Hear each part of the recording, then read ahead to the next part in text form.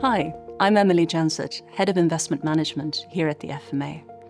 The FMA has just released our latest financial conduct report, which is known as the FCR.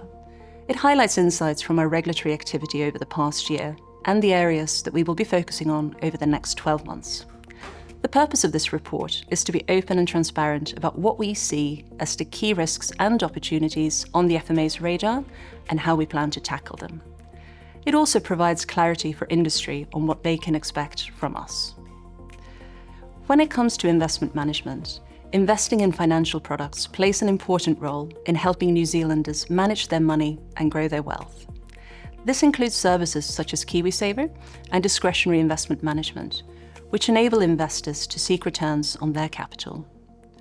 When it comes to managed funds, we'll be engaging with outsourced providers who deliver fund administration services to better understand how they ensure operational resilience.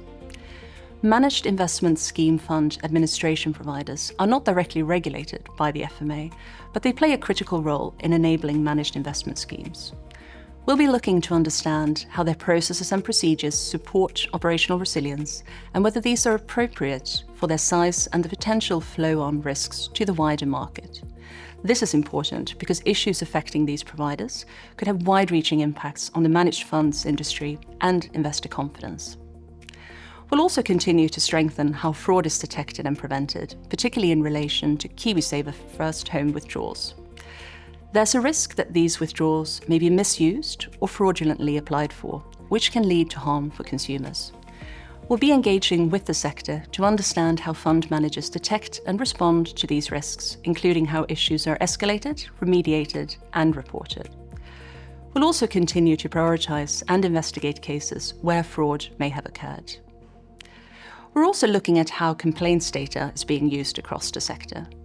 Complaints provide valuable insight into where things may not be working as expected.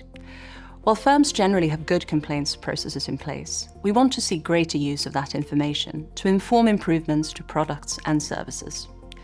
We'll be engaging with boards and executives to understand how complaints data is being analysed and applied in practice. There are 3 things we're asking boards, CEOs, and senior executives to consider.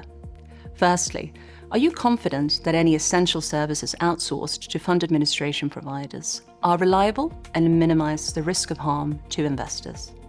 Secondly, does your business continuity planning account for potential disruption or failure of a service provider? And are you confident that the plan can be executed if required and that it will be effective? Finally, do you identify themes and trends in your complaints data? And are you using these to inform improvements to your product and service design and review process? We will be using the FCR in our engagements with you over the coming months, and we welcome your feedback. Thank you for watching. You can find out more about the Financial Conduct Report on our website.